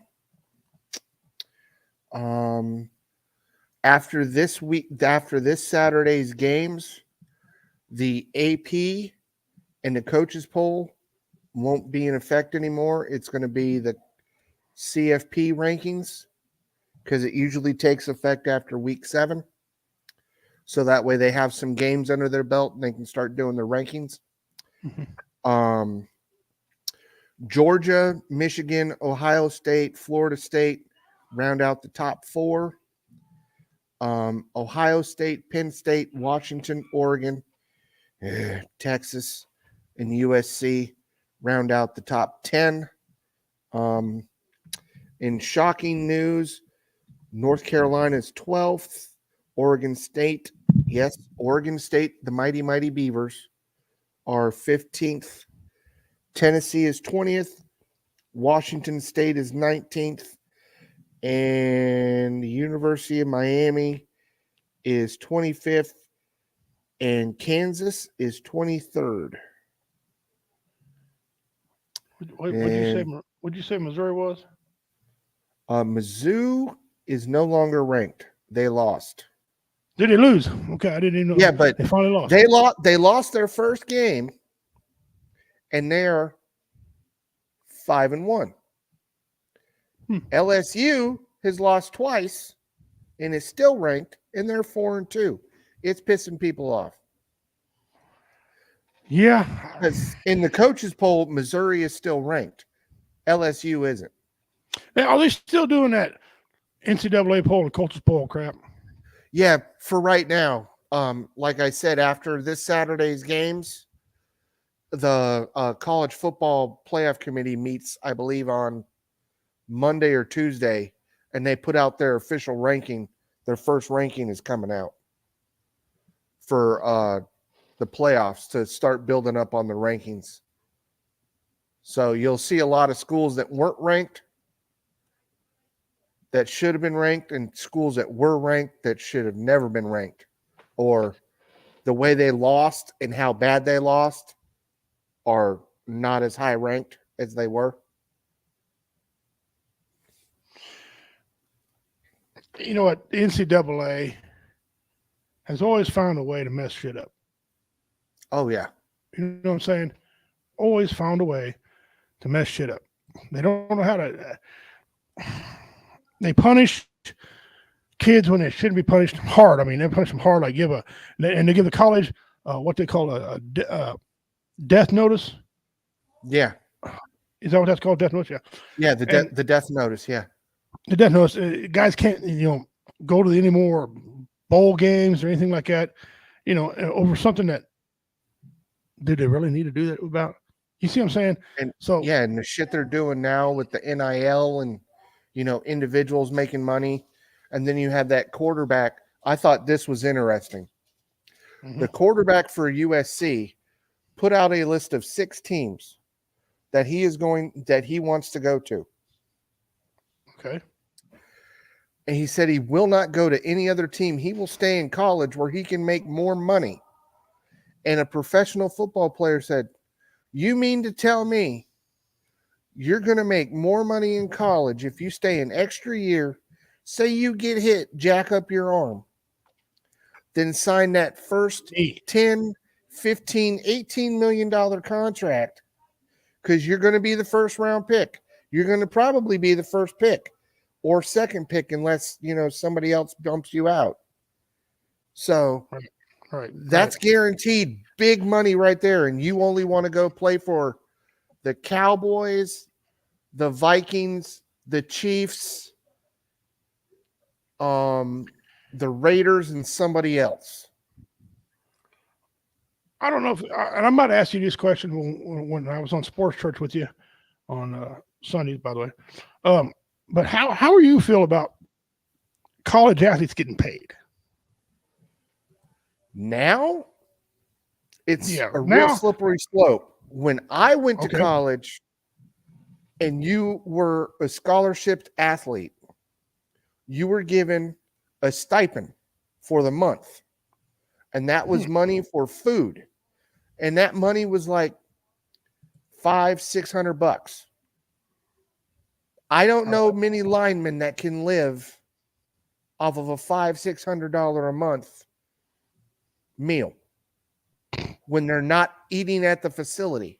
Because when you're eating at the facility as a college athlete, you're normally allotted, your breakfast, your lunch, and your dinner. But these guys want like their after snacks, and usually their after snacks are like 6 or 8 more meals. Right. And well, listen, hey, chicken costs. And they eat a lot of chicken, and chicken costs. Okay. And I don't know. Now with the NIL, it's so crazy because they're not regulating how you can get money, who can get the money. Like the University of Utah gave all the scholarship athletes on the football program the other day brand new Dodge pickup trucks. That's a $60,000 truck. I see now they never used to be able to do that. Okay. Mm-hmm. And now it's allowed. Yeah. I don't know. It's a little too crazy, a little too like they need to like regulate it somehow. So that's what I was getting hit on. They need to. I mean, I think they should get paid.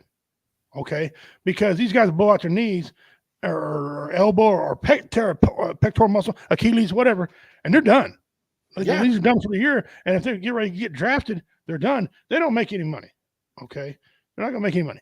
So, I think you should get paid, but it ought to be X amount of dollars. You know what I'm saying?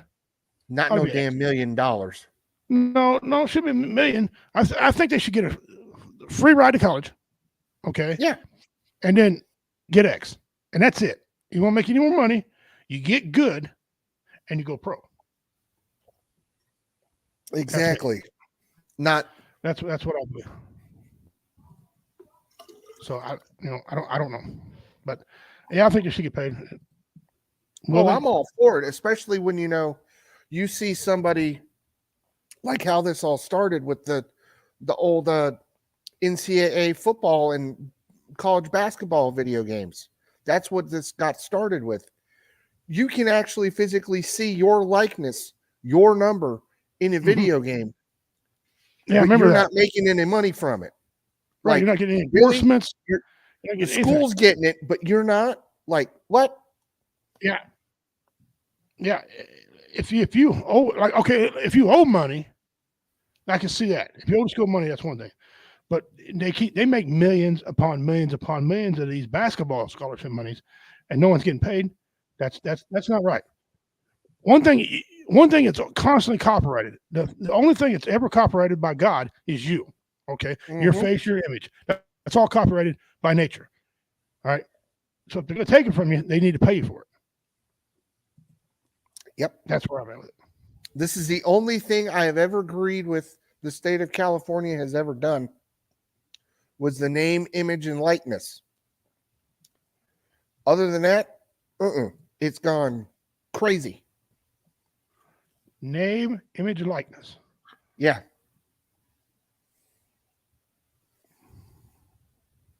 Okay. And so how does that work out with college football? Well, like, for instance, most of the scholarship athletes that Deion Sanders has, he brought them all over. So now you have all these NIL players playing with him on top of the money the school is trying to get to pay him. Now they have to pay these athletes a specific set amount of money. Right. Because,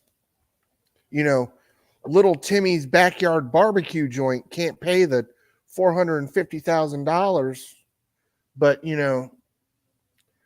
you're giving little Timmy a brand new car, and it's like, okay, your school gets this much money to go to a playoff game or a bowl game. You go to a playoff game, you get this much money, but you're paying your coach $10 million a year. Yeah. And then you give this transfer portal crap, which is a whole other rabbit hole of disparity. And I could do a whole episode on the transfer portal, which is crazy, but I won't. Let's move on to pro football. All right. Well, that's very good debate right there. Very good talk. Okay. Let me go here to standings. While you were talking, I was drawing up my standings and everything. Okay, we're going to go through the standings here. AFC East. There's been a new powerhouse team. Okay, switch places. The Miami Dolphins are now 4-1. Bills are 3-2. The Jets are 2-3. Believe it or not, the Jets are still in there. 2-3 is still in. You're still in everything because it's early. Okay. The Patriots are 1-4.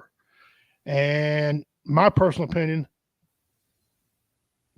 something needs to change drastic out there. It really does. GM Bill Belichick needs to take a seat. Yeah. Or Coach Belichick needs to take a seat. Be a GM. Maybe he's lost his team. I don't know. AFC West. The Chiefs won. They're 4-1. Chargers are 2-2. The Raiders won last night over my wife's Green Bay Packers, and she was disgusted and not happy. They're 2-3. Broncos 1-4. AFC North. The Steelers are 3-2. Ravens 3-2. Browns 2-2. The Bengals put together a couple wins now in a row. They're 2-3. That whole division right there is not out of it. That is a close, tight division. Okay, one game separates everybody. One game. Wow. AFC South. Jaguars 3-2. They came from overseas and won 2 games overseas. They beat the Bills overseas. So more teams are going over there. Colts 3-2. Texans are 2-3. The Titans are 2-3. Again, guys, AFC West, AFC South is a tight division. Okay, one game can separate them. Over the NFC side, majority of these teams over here, there's probably about 3 teams over here, maybe 4. Powerhouse, awesome teams. We'll start with the NFC East. Eagles are 5-0. Eagles are for real, and they're rolling. Okay, they're headed for a collision with the San Francisco 49ers. Buffalo is 3. Excuse me. I'm sorry, Buffalo. Dallas Cowboys 3-2, and we've seen how real they are. We've seen if they can compete with the big dogs, and they can't. Okay, they can't. Commanders 2-3. Excuse me. Redskins 2-3, and the Giants are 1-4. I don't want to count the Giants out yet, but they're not in the playoffs. No. The Giants have been eliminated from the playoffs. NFC West, the 49ers are 5-0, and they look 5-0, ladies and gentlemen. Okay. Seahawks are 3-1. Good Seahawk team here. The Rams, 2-3. Cardinals are 1-4.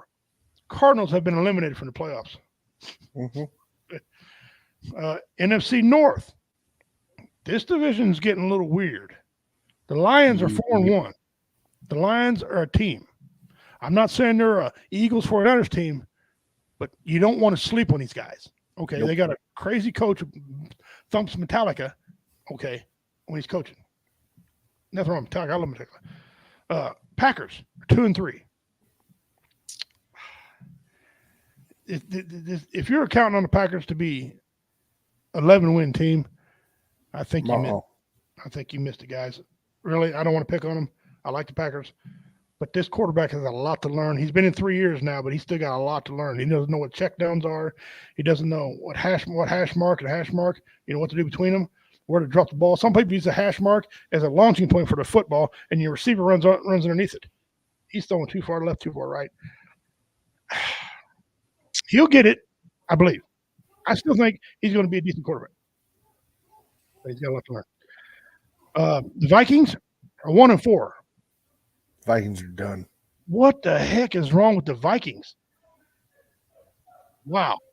Vikings, I hate to say this because their star wide receiver didn't do much against Kansas City and he got hurt. They're 1-4. The Vikings will not make the playoffs. Bears are 1-4. They're eliminated from the playoffs too. Okay, so we're already getting a picture built here. NFC South, the Buccaneers are 3-1. I don't know about this team. I think can they beat all the bad teams? It's a roller coaster. But let's see how they do again the teams. Like if they play 49ers, or if they play the Eagles, or if they play the Lions. Let's see. Falcons, 3-2. Falcons are a good little mediocre team. They're going to do okay. I don't think they're going to make the playoffs, but they got an opportunity. They got a chance. The Saints are 3-2, and some days these guys look like powerhouse teams. You know what I'm saying? Some days these guys are monsters. Then they play the Buccaneers, and it's like, what the hell happened? And then some days they're crap. So, but they're 3-2. But I think they're going to be in it. You know, they've all won one there. The Panthers are eliminated from the playoffs, and I got no problem with that. Listen, they had the first pick in the draft. Usually, if you're picking the first pick in the draft, you don't always make the playoffs. You're on a rebuild mode. Almost unheard of. They're 0-5. The question we got about them is these guys took these young quarterbacks. Are they doing good? You know, are they any good? Should you took them? I don't know. Kyle, anything about the standings that sticks out in your mind so far? The Broncos, the way that head coach was running his mouth. Mm-hmm. Because last year at this time, the Broncos were 3-something, and they fired Nathaniel Hackett.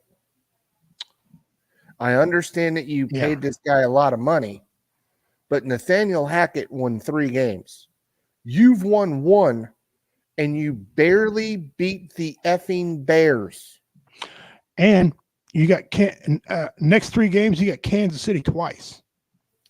Okay. You're done. You should the be team fired. that's dominated you. I'm not saying they won't beat the Chiefs one of these games, but look, the odds are not in their favor. The Chiefs are 15-0.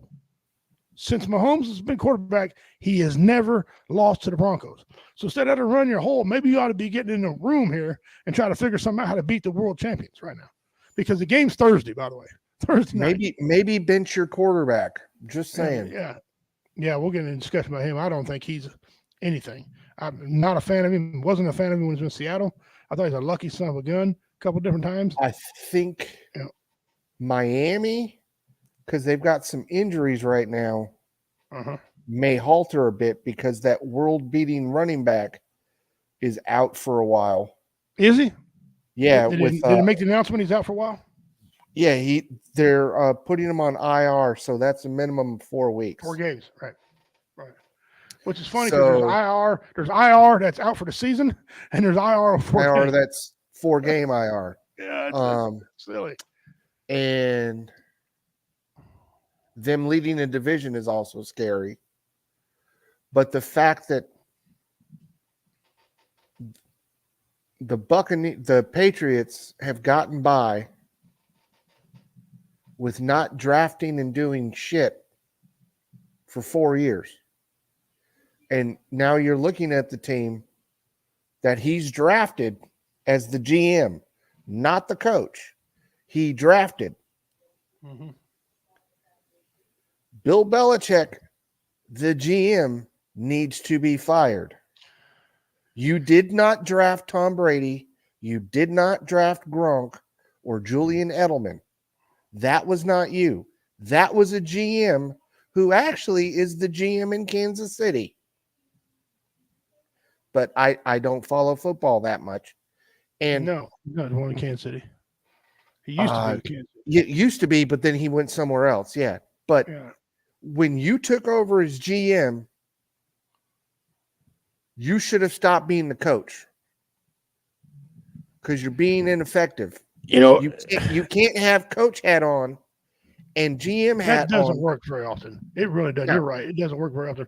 Listen, Andy Reid had it in Eagles, and he finally he's like, look, I can't do both. Concentrate. It's too much.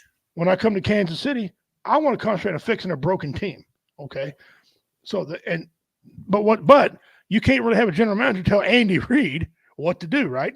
So Clark Hunt said, well, I'll tell you what we're going to do. You both are going to answer to me. I'm in charge. You both want to answer to me. There you go. There ain't nothing but harmony. There ain't nothing but harmony in that office, okay? And a lot of teams, listen, the Pittsburgh Steelers is another well-run organization, okay? They have been for a long time. Mike Tomlin, he's there.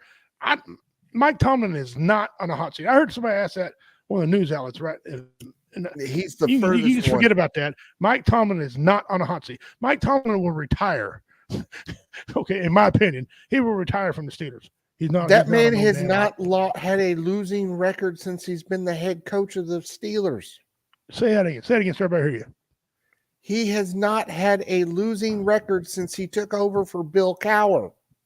You hear what you said? That is ungodly. There's only one other coach so far that's had that.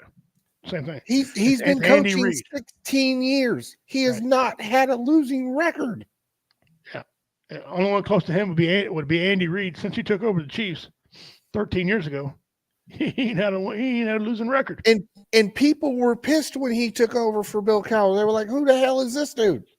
A guy put asses in seats and put a championship around their waist. Didn't he win a Super Bowl? Yeah, championship. Oh, I guess it'd be championship on your finger, because they were rings instead of belts. They got their 7th ring. Yeah, absolutely. So I don't think there's any problem at all with Mike Tomlin leaving Pittsburgh Steelers unless he wants to leave. Now their offensive coordinator. Yeah, and maybe a defensive coordinator, because I've seen him run some things on defense. I'm like, what are you doing? They should bring the guy back that Brian Flores. Yeah, they should. All right, guys. Guys, appreciate it. What a great show tonight. I got a gentleman coming in my office here in a minute. We're going to look at another room. We might be trying to move rooms move location, so we're going to go look at it and see. But Kyle, will you lead us out, please? It's like I say all the time. If anybody listens and reaches out to you because they're struggling and need help, just listen. Don't offer a Band-Aid. Don't offer a solution. Don't offer a quick fix. Just listen. They picked you. They trusted you for a reason to get it off their chest. Because they know that you're not going to judge them. You're not going to just let it out. Right. And then when they're done, ask how they're doing. And then take them to go get something. Or, just make sure they're doing okay. And then check on them the following day. That's all you can do. But don't fix it. I know that's hard. But just use this. Listen, not this. That's right. That's exactly right. All right. Well said, brother. Well said. All right, guys. As I always say, you're not worthless. You have value. Unless you're a child molester, then you got no value whatsoever. You can just go pull your lip over your head and swallow, as far as I'm concerned. But I got a comedy show coming up. If you're out there near Lenexa, Kansas, or the surrounding area, man, drop in here on the 4th of November. Check it out there, 4th of November. The show starts at 6 p.m. Okay, that's when the comedy starts, guys. These doors open at 5. It's a dinner and a show. So the dinner starts at 6. Okay, show only $10. Dinner and show $20. All right. It's presented by 7397 Auxiliary, rep at VFW Auxiliary gmail.com, or you can Facebook them at VFW Veterans of Foreign Wars of Lenexa, Kansas, number 7397. If you guys are close, come on out there. I promise you, the lineup is Richard Montano. Brilliant, man. Typhoon Panda, my brother in arms here, and of course myself. They call us A-Team for a reason. Don't know. Just saying. That being said, guys, take care of yourselves. Be nice to each other. Okay? Stop this missing persons. 22 a day, missing persons got to quit. All right? If you need help, look up Dan Jarvis. Okay? He was on here. Devil Doc, if you can't get home, get a Devil Doc. Devil Doc is friends with him. Devil Doc's a case in point, guys. It works. The treatment works. It works on him. Well, maybe we're going to see if it work on me. I'd like for him to get a hold of me and talk to me more about it. I'd love to hear from him. That being said, guys, it's fall now. It's full. We got a minister coming in October 31st on Halloween. He's not preaching a sermon. He's going to talk to us about myths, religious myths and things. And, so if you have one question, please limit them to one so I can get everybody's in. One question. And don't be rude, mean, anything like that. If you are, I will ban your ass. Okay. Just ask one question, put it in the comment so we can ask a guy when he's here. Okay. October 31st. Also, everybody here on the W Entertainment Radio Show is going to dress up in some type of costume. We're going to try to get Commander to do it too. But Kyle and I damn sure are going to be in Halloween costumes for Halloween. All I got to say about that is, there you go, brother. There you go. Happy birthday to myself. My birthday's Thursday, so I'll tell myself happy birthday first. I beat y'all. I'll be 2 years old. That's how old I'll be. Take care of yourselves and each other. Dona Dagahoy. Osta Usi. Wado. That means thank you. Thank you for all you guys do for us. Good night. We'll see you again. I'm Richie Redneck Pimp, Bad Man of Comedy. For the commander who's not here in Washington, D.C., lucky him. Yeah. And my boy over here, the man, the myth, the legend, the Devil Dog himself, saying, till we see again, catch Devil Dog on Saturday nights on the bar, catch him on Sunday night on Sports Church, maybe, depends on if he gets there, and then right back here Tuesday. Until we meet again.